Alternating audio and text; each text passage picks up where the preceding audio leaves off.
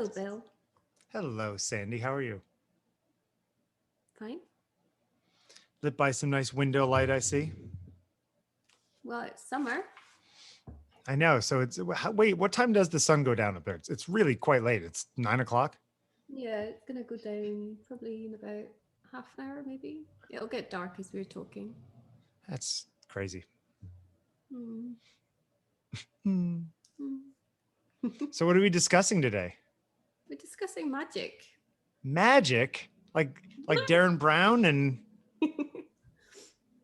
Like every spectacle you've ever wanted to believe in, and every little deception you've ever bought into, and every grand plan that anyone's ever made that's not entirely untruthful yet can't possibly be the truth.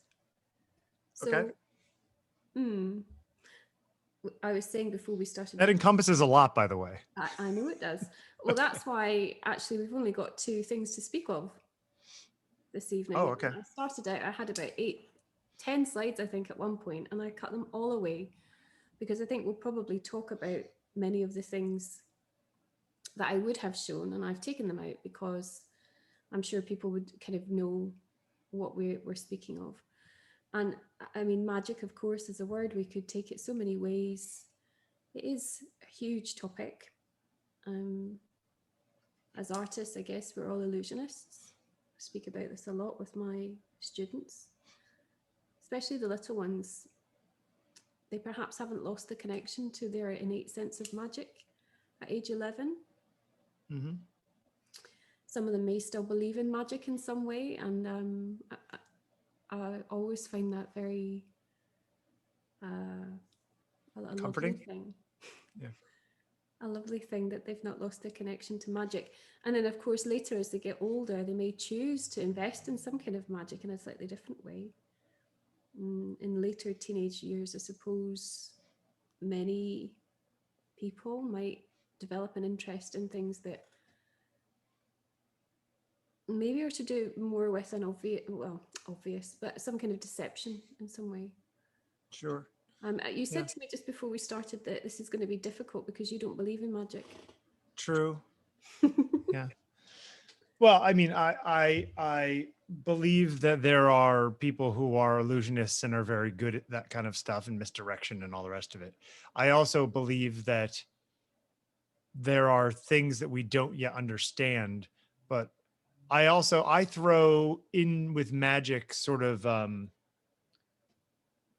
supernatural or non-evidence based thinking,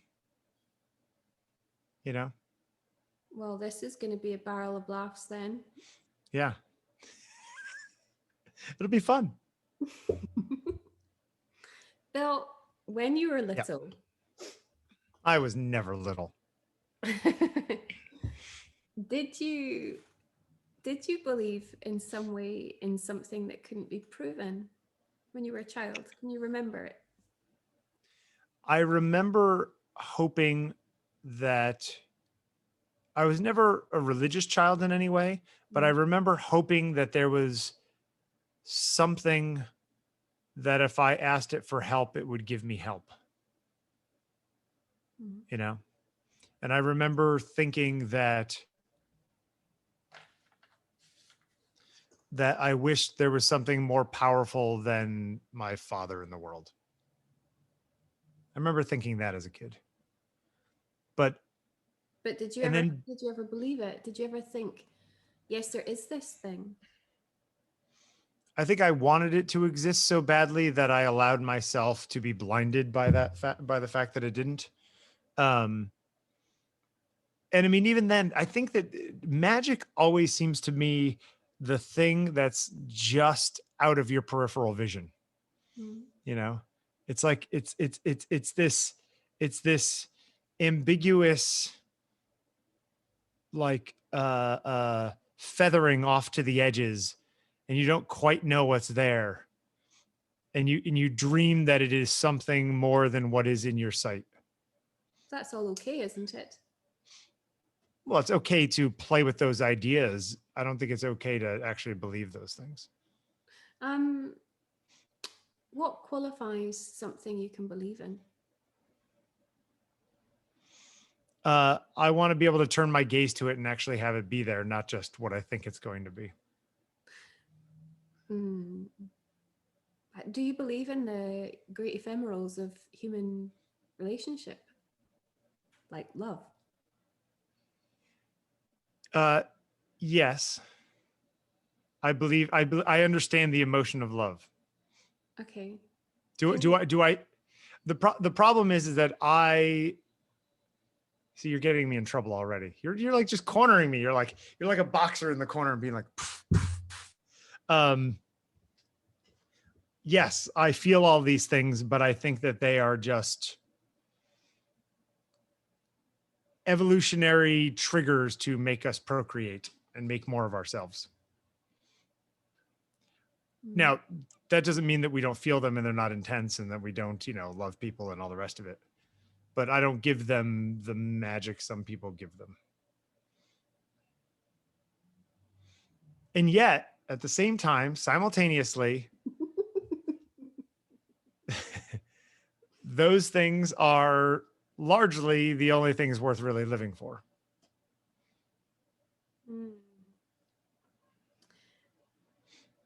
Does magic have to be truthful? No, in fact, if anything, I think for magic to work, it must be in that sort of, what is the quantum term? Superposition. It needs to be in a place where you can't tell whether it's true or not true. And that's kind of what makes it magic. So are you saying that you accept that there is magic? Sure. Yeah. I'm curious about this, Bill, because it was so brutal. Like, I don't believe in magic. Done. Well, really? I think that there are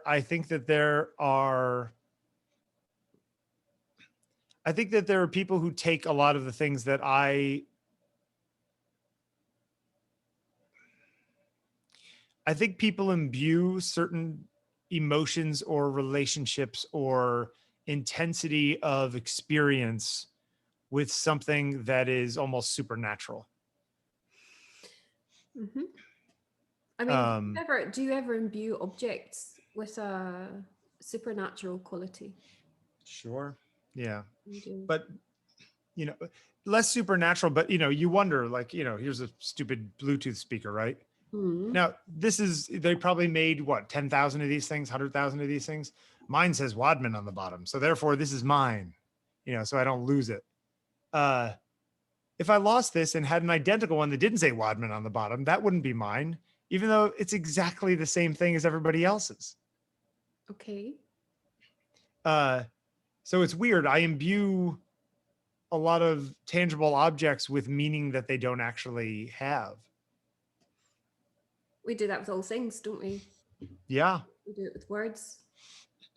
We also think that, it's the same thing with people, your first love or whatever it is, and you get your heart broken and you think your heart broken is worse than anybody else who's ever existed. Well, of course, everyone's had their heart broken and they all know exactly what that feeling is like. But when you're 14 years old or 16 years old, it feels like the whole world to you. It feels like, you are unique,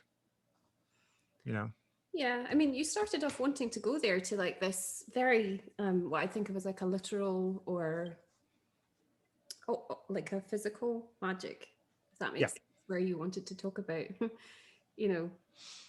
David Blaine or someone, Penn and It was Teller. Darren Brown, but yes. Yeah. Okay. So, but you have managed now to come round a little bit to talking about the kind of the nature quality of magic as being something that isn't just about a visual illusion, for example. I mean, we are going to talk about visual illusion, of course, because that's what we do. We talk about visual illusion mostly. Sure. As I said, I started out. I had Blake in my mind, I think, anyway, when I was thinking about magic. He kind of crops up here and there for me through various things that I read or poetry that I encounter. And he's probably the person that I would go to, almost like a one-stop shop of maybe like the occult or mystical, something mystical, romantically mystical. I think that was also of that time too. Yes, exactly. So in that period in history, there were lots of kind of romanticism, the kind of Yes. gothic, Early kind of almost pre-German, like later 19th century romanticism. It's not that, it's something different. It is, and but also, you know, it's kind of, I mean, is it reactionary? In his lifetime, he was really dismissed, actually, quite a lot. People thought he was mad. He was very open about having visions, for example, seeing things that others couldn't see, childhood visions that are recounted. You know, if you read any of the kind of biographical work, lots of different authors have tackled Blake, actually. You know, he would see angels. Yeah, not a good sign, by the way. Well, magic though. In the original presentation, which of course we're not using now, I did before this slide. I had an image that was taken from some mortuary notes from Egypt, from the ancient Book of the Dead. And I was really thinking about how we've come to a point where in our more ancient civilizations, we would have objects that were magic. The objects were magic. Rather than in our more modern history, in the kind of post-medieval period, where we have depictions of magic. Yeah. And I wonder if perhaps we're returning more to another currency in magic now, which Of is what? Which is more to do with, I guess, an immediacy or an ephemerality. I don't know if they're connected somehow, of images, particularly the photographic image. Okay. But anyway, I mean, I don't know what you think about Blake's work. I like it. It's not necessarily my style, the kind of stuff I normally would look at. Some of it is a little too, almost feels like a proto fantasy art. Yeah, it does. And I've never been a big fantasy art person. No. Well, at least not about 12, probably. Yeah. Even when I was 12, I was playing these games and doing these things, I still wasn't. Yeah, it's but I've always been just a quick little side note. Do you tend to, if there are artists whose work you like,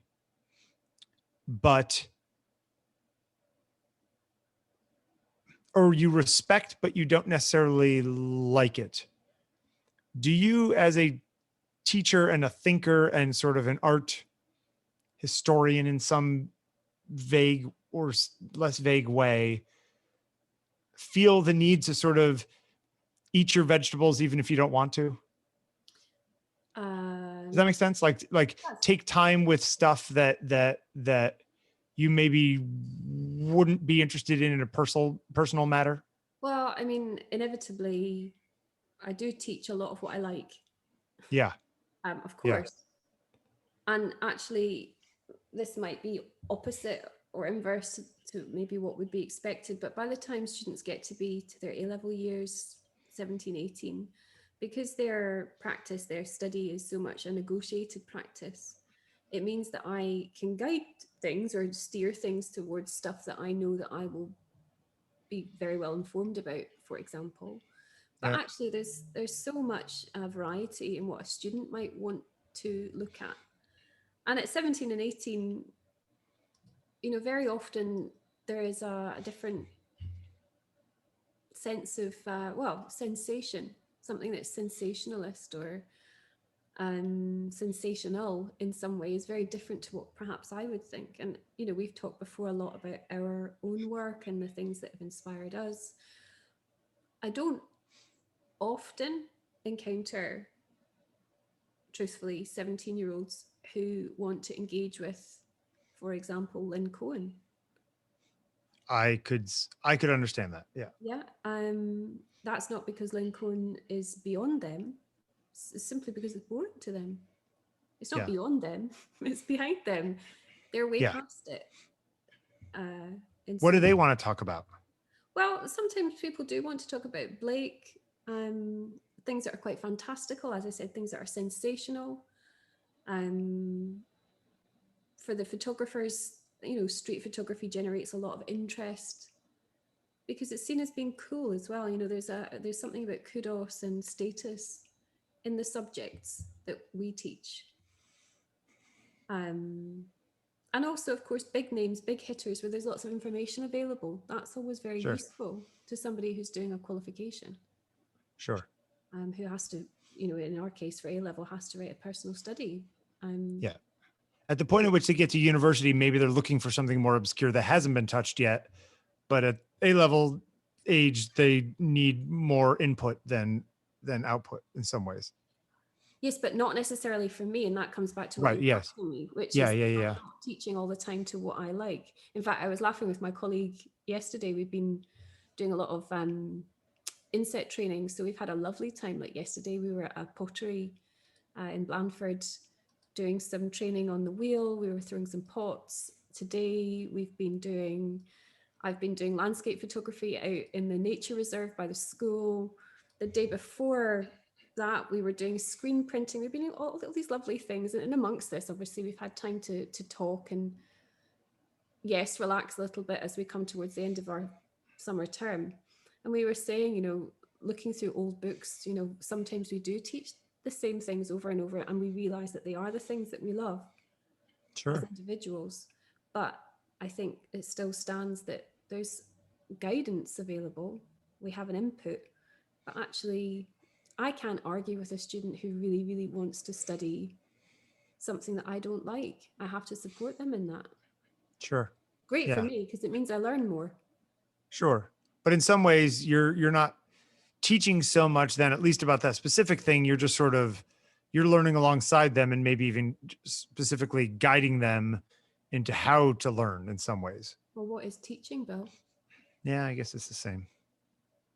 No, really, it's a really good question, isn't it? Like, what Yeah, is I mean, well, I think it depends on the student in a lot of ways, right? I think that there are students there are people like myself who are sort of autodidactic. I'm going to learn whether you're there to tell me or not.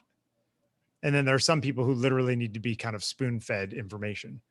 And I think there's people all along that spectrum. You do love your categories, don't you? Yes, I do. In this case, it's a spectrum, though. It's not definitive categories. It's a gauge. Is this a smaller part of a larger piece, or is this the whole thing? Well, I mean, this is from he wrote huge amounts of Tomes. Yes. yeah, and lots of this is etching lithographs. Ah, got it. Yeah. And they would be plates that went alongside other things, poems and statements. I'm just going to read something. I rest not from my great task to open the eternal worlds, to open the immortal eyes of man. So, I mean, he really did believe he was on a mission. He believed he was on a mission to share the vision of something that, we might consider far too esoteric or occult, of a magic that is perhaps quite dark.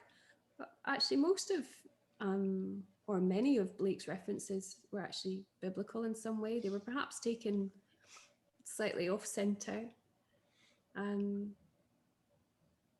But he played around a lot also with what would have been coming, I guess, in, or had been in fashion throughout the Renaissance, where there was a hark back to what would have been Greek and Roman myths.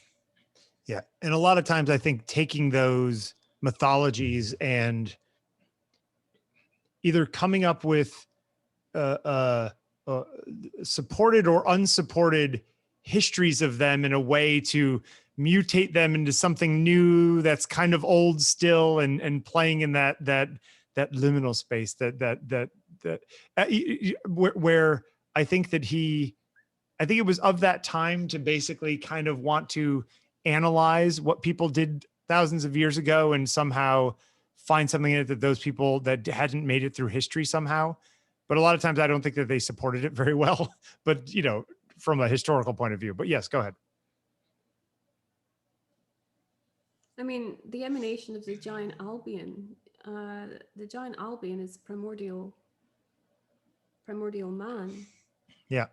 And of this same sequence, actually, probably a frontispiece or a few plates along from this, is another really, in many ways, ordinary image, a man at a door. But it's actually meant to be loss enters the door of death. And that's something I discovered when I was doing the research for this. And I know anybody watching this will think, well, what research? We're only looking at one image so far, and we know we've only got one more after this. But Yeah, actually, you threw the rest of them out, Robertson. the rest of them out. I did find that actually a lot of the magic that we might find recorded through art and in art history in some way, through art as we might think of it now as painting, sculpture, photographs, but also artifacts, craft-based art, what I think of as almost like indigenous crafts from thousands of years ago. Most of that magic is tied up with death.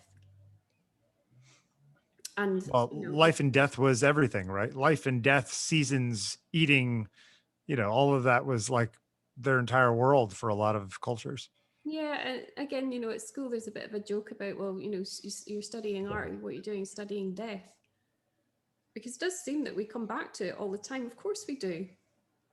Yes, we do. It's the only thing that, we can actually get a grip on, that we all share. We forget that we're born and that we live a life of common experience. We all know we're going to die, much as we like to avoid it. Death is the common fear, right? Everybody has that. Yeah. Yeah. So, when looking at things like the amulets that had in before, or the scarab, or, all these things, it's about warding off death. Something else, though, that I found was very interesting was thinking about people like Sandro Botticelli, probably most famous for The Birth of Venus, but of course, very well regarded painter in his lifetime, and any of his very large paintings were commissioned and it was celebrated, and still is. He was also painting these not like wanted posters, but in his lifetime in Florence, if somebody was like a fugitive or a criminal, they'd paint their portrait on the side of buildings. And it was like you'd have to be good enough so that people knew who the hell it was. No, but it was a curse. Yeah. And even that kind of brings you back to kind of like this language of death, really. I put a hex on your house, that I've cursed you. I wish ill to come to you. And what is the greatest ill but death? And all the things that one might wear or kind of procure in some way to avoid the inevitable. Isn't that funny, to avoid the inevitable? Well, isn't that what we're all doing by having houses and clothes and cars and whatever it is, like building up all this armor in order to protect ourselves from the inevitable? Yeah, of course. And then we die and it all just gets like, most of it gets thrown out because no one wants it. Well, that in itself, though, we could look at that a little bit. I mean, I've had the very sobering experiences, I'm sure you have as well, of clearing out a dead relative's belongings, and finding myself in the thick of crisis where somebody else's life through objects was left to my disposal. Yeah. And that process was very painful because of the sense that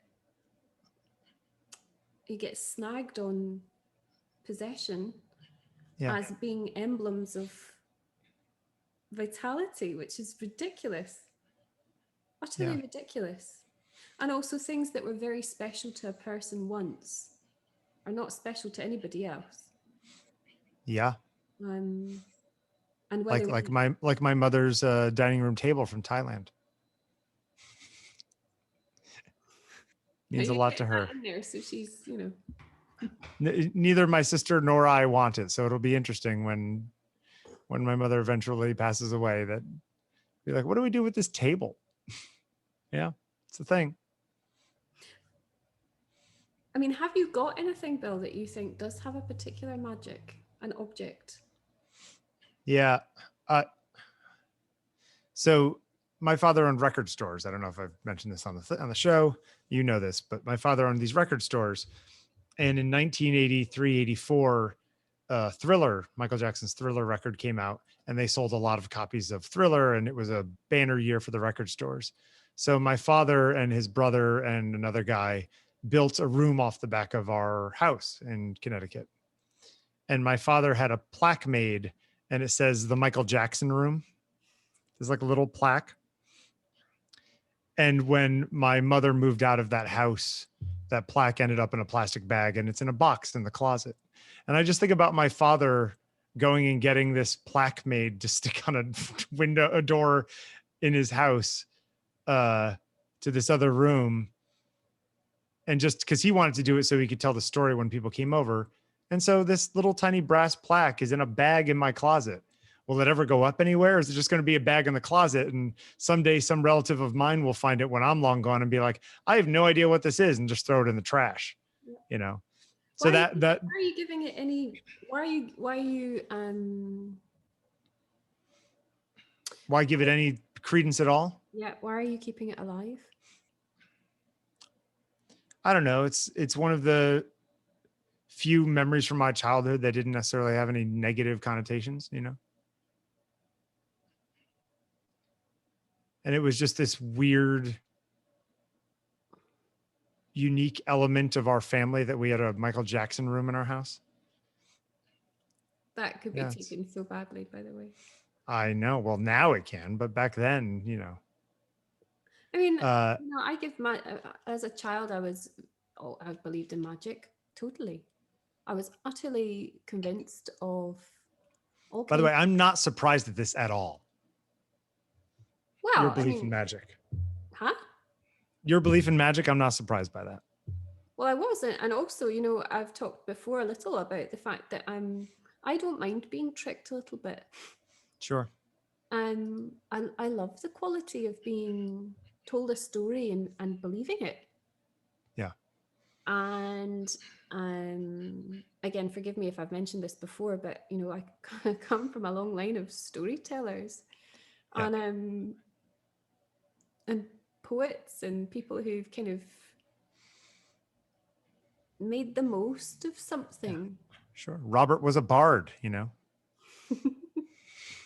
But even things like my piano that I've had many years of struggle with this piano.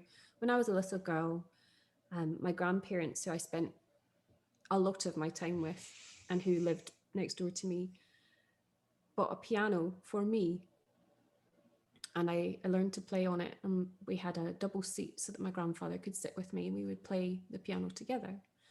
And there's a whole kind of legend has grown up around this piano.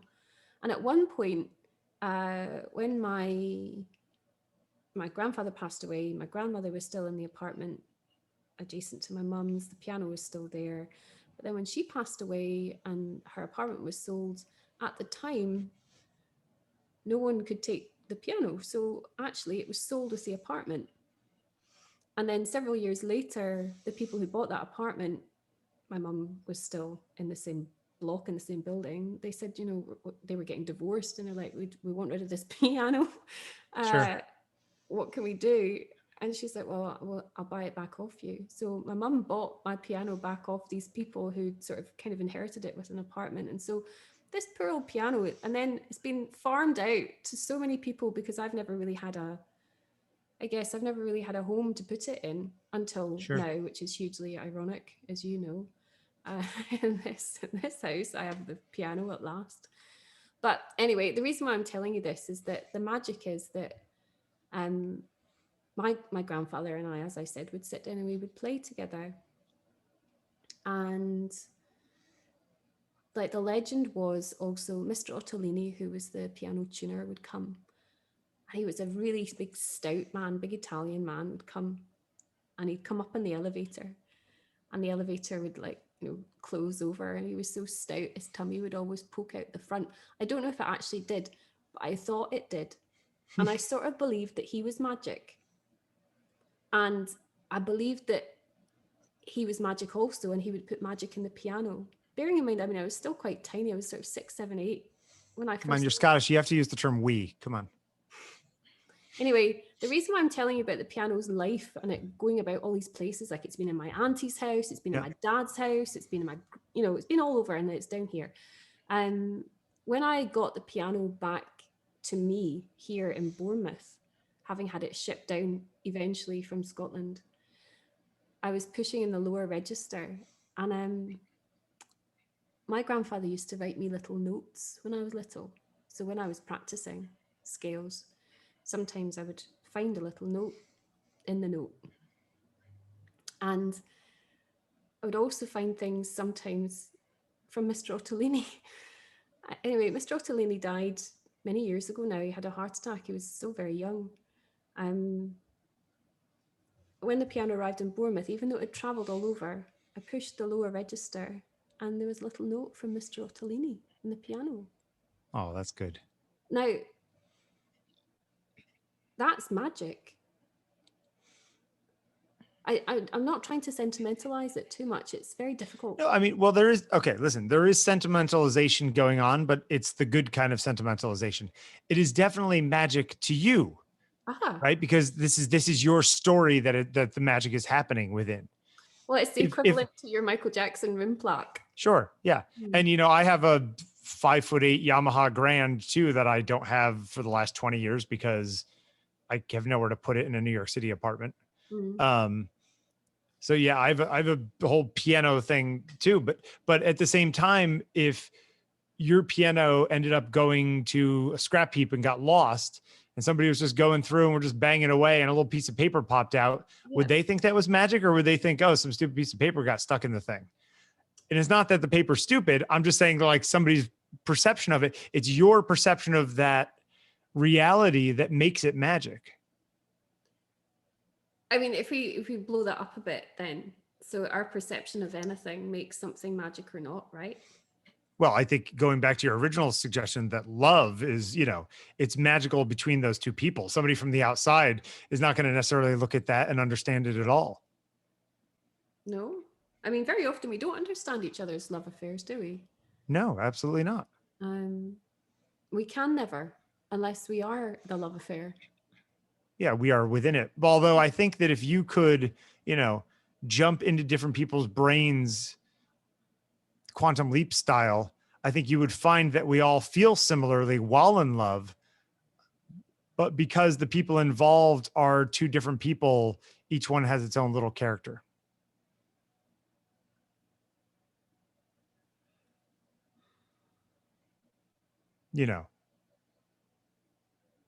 My love for my wife, my love for my mother, my love for my sister, my love for my friend Sandi are all different things, right? You see what I'm saying? Like those are all like, there's slightly different shades of colors and none of them are at all alike. And, I've had dozens of friends in my life, but my love for you is different than my love for my friend Matt, who I have to meet in 2 hours, different than my love for my friend Cisco. You see what I'm saying? Tick, tick, yeah. But I mean, and I guess in that way, if you wanted to, I think the problem here is that your definition of magic and my definition of magic aren't necessarily the same things. And if we're talking about the stuff that we're talking about now, and you want to say those things are magic, well, then yeah, those things are magic. I personally would never describe those things as magical. I would describe them as special, or I would describe them as personal. Or what was the word you used? Sentimental. Is that what you just said? Yeah. By the way, and all those things are good things. It's just different. Yeah. My granddad, who I would play piano with, also, Yeah. this is a man who was a very well-regarded businessman, and also later on was a law lecturer, and very kind of academic, very smart man, very measured. He always swore blind that when he was playing golf as a boy, he and his friend had come up over a little hill on the course, and they were drawn to this sound of something he could never describe properly. It was just a sound, a beautiful sound.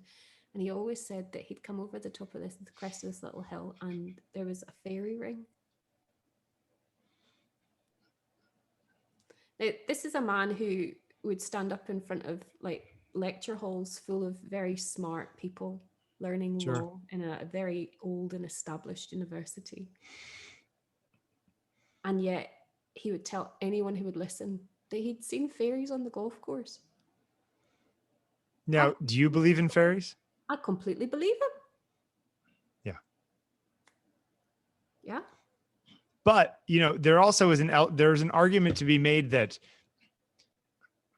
because he was so not that person in everything else in his life, that you're going to give that one to him because you trust this person, because they are so trustworthy. But in some ways, that's the ideal sneaky kind of thing for your grandfather to say to you as a little kid. You're just like, Grandpa never lies. If he tells me that there are fairies, there must be fairies. It's almost like he built up enough political capital to like give you one big adorable lie that actually is wonderful. But Bill, he wasn't lying. He wasn't lying. No. There are fairies. Well, we can't dial him up in the afterlife to get him to tell you as well, but he would. I'm sure he would. And you would believe him too. Okay. If you figure that out, let me know. I would love to hear that story from him. So. Well, if I figured that out and you heard the story from him, then I think the point about magic would probably be proved completely, would it not? Well, yeah, different kind of magic. I still wouldn't believe in fairies.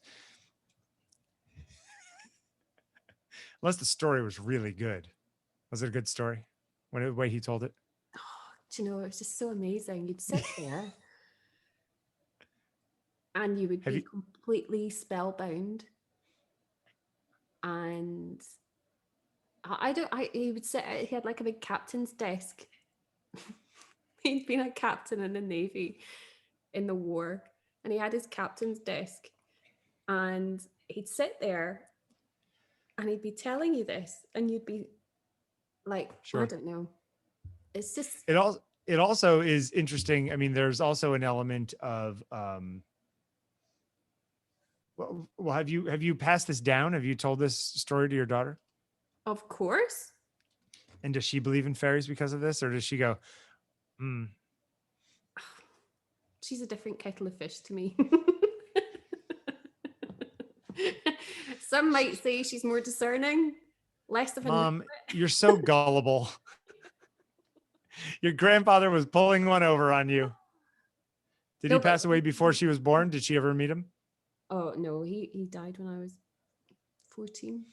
Come on, please say a wee little girl, because that's all I want to hear. No. Never going to give it to me. Okay. This being the first sort of considered first photograph ever made,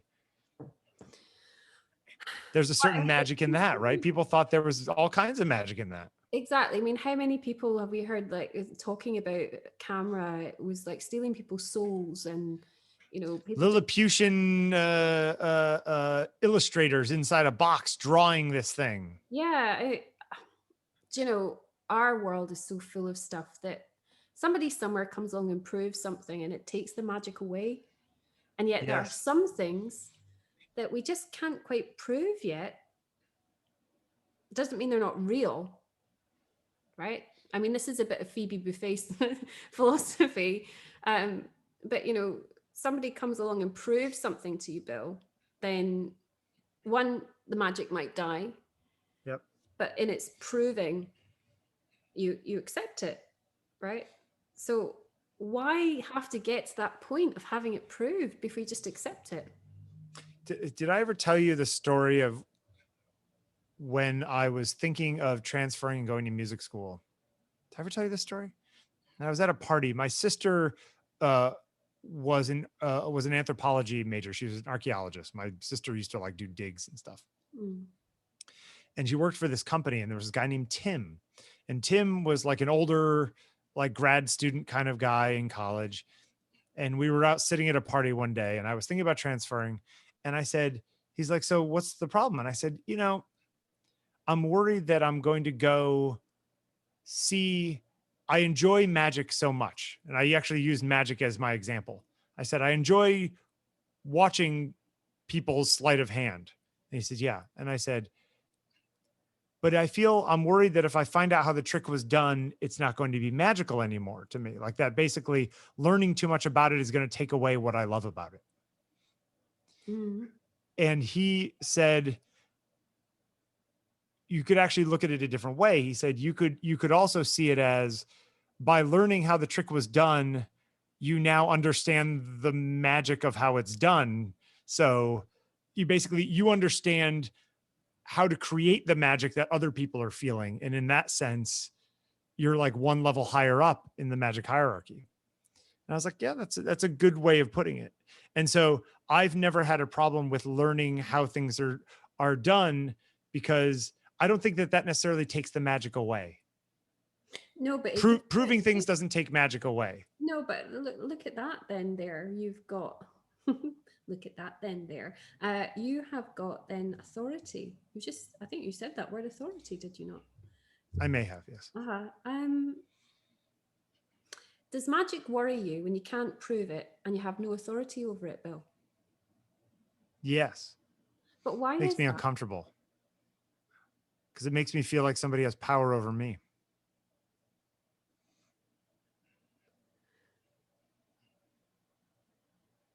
I don't like things that are mysterious to the point where I can't tell their magnitude or desires or capabilities. Like that all makes me anxious. I mean, imagine fixing light for the first time. I mean, these guys, these sort of, Daguerre, and Talbot, and 10 years before, this image was like, I mean, it's such a long exposure that the sun goes all the way from one side of the sky to the other side of the sky. Not that long. It's only 8 hours. I mean, the girl was making much longer exposures. Yeah, but 8 hours, like Yeah. it's not so much a photograph of a thing like you saw out the window. It's an amalgam of what was seen out the window over the course of 8 hours, which is why the shadows are all in weird directions and stuff. Mm. And I mean, there's something cool about that. Like, this is not an image you would ever actually have seen, even if you were sitting there where the camera was. Well, I have a view on that as well, of course. Okay, what do you got? No, I'm trying not to be too obscure, but we are talking about magic. So Be obscure. Let's go. Do it. like we might not see in an instant, but we see over an accumulation of many instances Sure. what is there. And then we enter this realm of memory and perception. Sure. The relationship we have to our memory and our perception of what's actually happening have this extraordinarily strange capacity to play tricks on us. what I mean is True. that our memory plays tricks on us, and I don't want to always use the word magic in connection with either fairies or trick, but actually we are playing tricks on ourselves all the time. We're creating illusions all the time. We are caught on images that are just images. Sure. They're And not real. I mean, look at, I mean, anything I make is very rarely the reality that I saw in front of me. Mhm. And I am You're a not a peddler. tricky photographer in the grand scheme of No, but things. you're a peddler of a grand illusion. Ooh. No, but you are. Of course I am. You make your Yeah. living that way, Bill. Yeah. So I find it curious that you should be so Not against believe in magic. of magic. But I peddle in the that's because the people that I'm peddling to want to be tricked. I would never choose to trick them against their will. It's an understanding. It's a transactional deal. Different somehow. Transactional. Transactional after the fact, maybe. Maybe. So the fact is the illusion. It's funny because my, like I've said a million times other places and probably have said here, I really do see the experience of taking the picture for me is almost more important than the final product. Like to me, I don't take the pictures. People ask me why I don't shoot street photography, why I don't shoot landscapes, why I don't shoot still lifes, why I don't shoot all these different things. Hmm. And it's because those are uninteresting to me because there isn't another person I'm interacting with on the other end. Because for me, it really is the person that I'm interacting with. So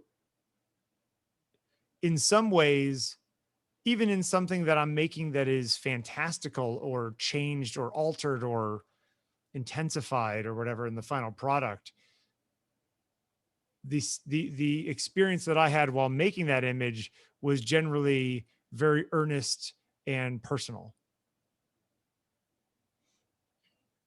You know, it's I'm not I'm not the photograph making is not trickery. While at the same time the photograph may end up being a trick in the end. But most of that is when I'm all alone and, sad in Photoshop holding one of these things. But yeah, I don't know.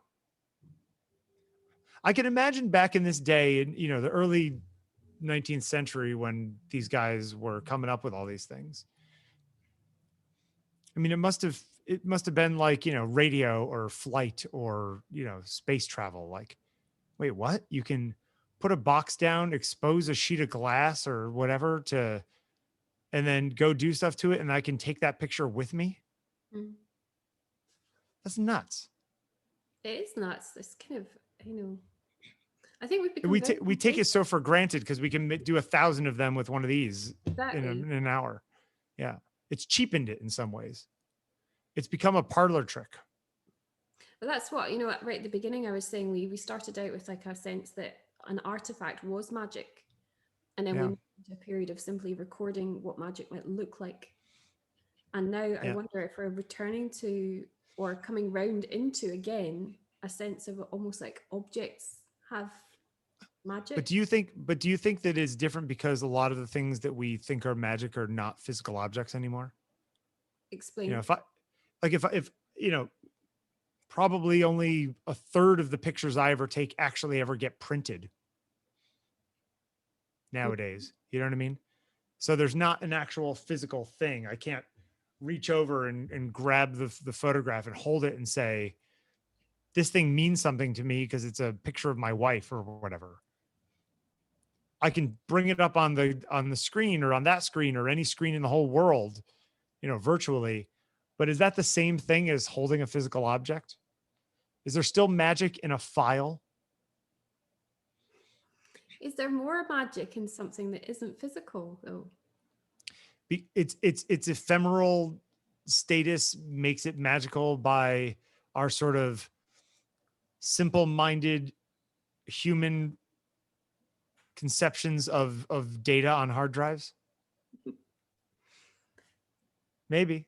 Yeah. I mean, I am quite a simple-minded human. I do like, as I said, to be tricked a little bit. Yep. I do believe in magic, but to qualify what I mean by magic takes the magic out of it. Yeah. Do I know magic when I see it?Maybe.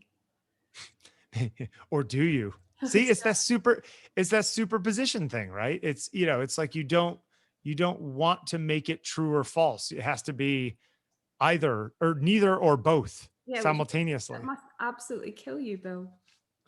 Oh, quantum mechanics kills me too. Drives me crazy.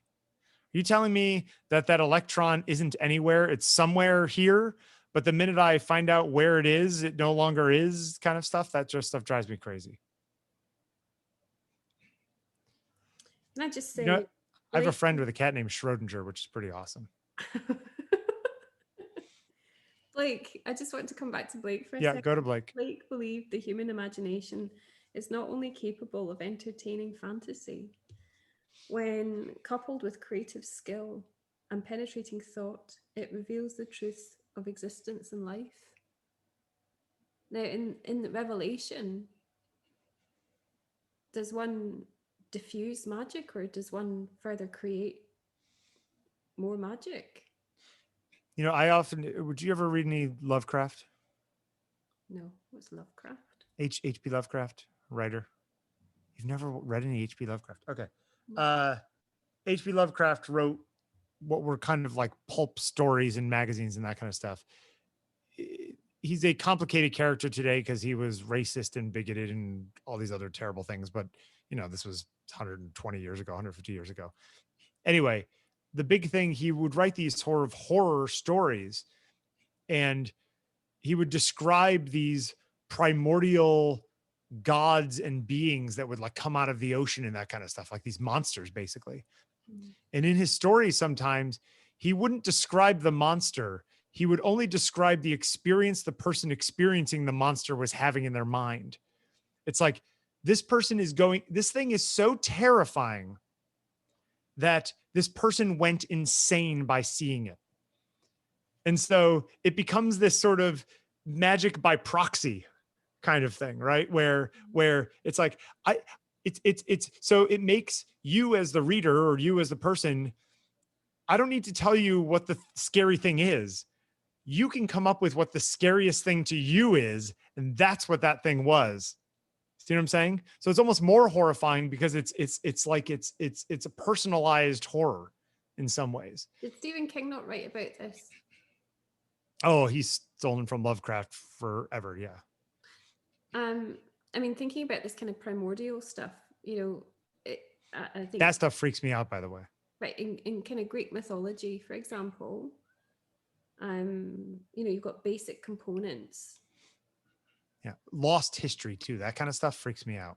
Like, all this stuff happened and then we forgot about it. It's like lost in time.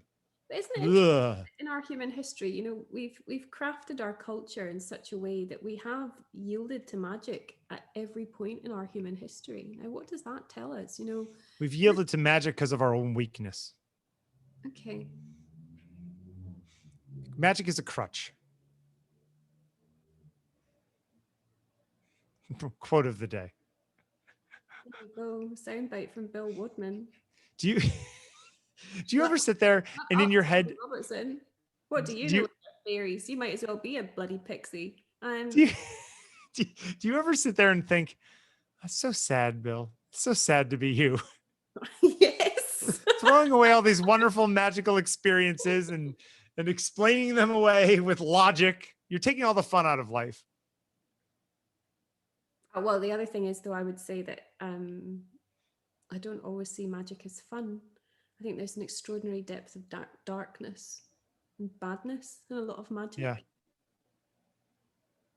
Oh, absolutely. Yeah. And yeah. I think both of us actually could say that we are aware of very dark magic, which is a deception too far, and is more than that, is something that brings a malevolence Sure. into life. I mean, I mean, if magic was all good, then it wouldn't be also kind of scary because you don't know what you're going to get. It's unpredictable, right? There's an unpredictability to magic. But in every religion, there's a balance, isn't there, between good and evil, for example? Often there is, yes. Not in every religion, but in most. Tell me one where there's not, Bill. Does Buddhism have an evil? Well, there's a cyclical element, which would imply that through that It's cycle. less yin and yang than others. You know what I mean? Okay. There's what we are and what we could be, I guess. So I guess, yeah, in that sense. But yeah, you're right. But again, these are all ways for our, I mean, it's funny because you don't like people who you don't like the way I think a lot of times. Not like, I know it's not a judgment thing. Oh my God, you need to stop doing this. No, but what I was going to say is that it was, you know, primordial people who thought like me who ended up creating these structures in the first place of good and evil and, you know, Are up and you down. likening And yourself to primordial man? There. yeah, probably. There always has to be one wise guy in the group. Well, I mean, the ancients, like, By the way, the evil god monsters in Lovecraft's books were called the Ancients. So well, I don't know anything about Lovecraft. But what I it's a do good know name though, right? is about kind of the Greek mythology of the primordial basic components of the universe. Yeah. Sure. Yeah. And when we look at what those are, and we see how physical some of those things are, I think we forget that there's actually a lot of magic in what we actually do understand. You know, we're looking almost we've started, I think, talking really about magic simply as something that we don't understand, and that's the yield to magic. Yes. But actually, if you think about, you know, what actually would have made up something primordial, that this basic component, the basic component actually is magical in so many ways. Earth, air, sea, sky, fresh water, underworld, darkness, night, day, procreation, and time. Those things that, you know, there's qualities of magic. It's funny. I would go even further and just say, even in our understanding of physics, like the concept of deep time, the concept of billions of years, things like the Big Bang. I mean, there's magic in all of that if you want to get, you know, metaphysical about it. Well, I mean, I remember being 11 and sitting in Mr. Price's RE class. What's RE? It was religion and ethics. Oh, okay. And with all these super smart kids, it was like my first year at the fancy school where everybody was smarter than anyone else, maybe ever. I could not understand how I wound up there. And he told us, he tried to explain the Big Bang. And I remember my mind trying to go there. I remember the experience of that. And I've had that experience with other things that have been unfathomable to me, unless they're intellectualized. Sure. But to not intellectualize and to be with this thing, or to enter it, or to be it oneself, to be it, I mean, that's very profound. Yeah. I mean, I think those, it's interesting that the experience that artists are trying to have is actually not that far away from the transcendence that physicists are trying to have, or the feeling that an engineer is trying to have when everything clicks, or, you know, Yeah. it's all the same thing. We're all getting to what some people would call God, and we're all coming from different directions. So we think we're headed in a different place, but we're all going inward, out from the outside of the orange to the center of the orange. I definitely think, you know, again, thinking about this presentation and what I had I'd put things almost also in like a chronology. And after this, I had a Barnett Newman painting. Okay. Uh, I'd like to talk with you about Barnett Newman another time, but the experience of seeing things like color field painting or very large abstract expressionist paintings Right. has had a quality of magic through the viewing of them for me. And maybe that is particular to me, but it's actually not about loving those things. You know, much as I might love those things and enjoy them, again, intellectually, the fact is that something visually, sensationally, there's magic there, Yeah. reciprocity between something that is inanimate and something that is vital and alive, and then a life spark in the looking. That's Mhm. magic. Yeah. And it's funny how a sort of, a canvas of blue with a white stripe can make you have those experiences. Mhm. Anyway, peeling the onion, Bill. Are we? Are we just putting the skin back on again every time? Not sure. Oh yeah, we're never actually getting anywhere. This is just we're just right back to the starting line. Well, it is a pleasure, never a chore. Always a pleasure, Sandy. Thanks for having me. Bye, Bill. Bye.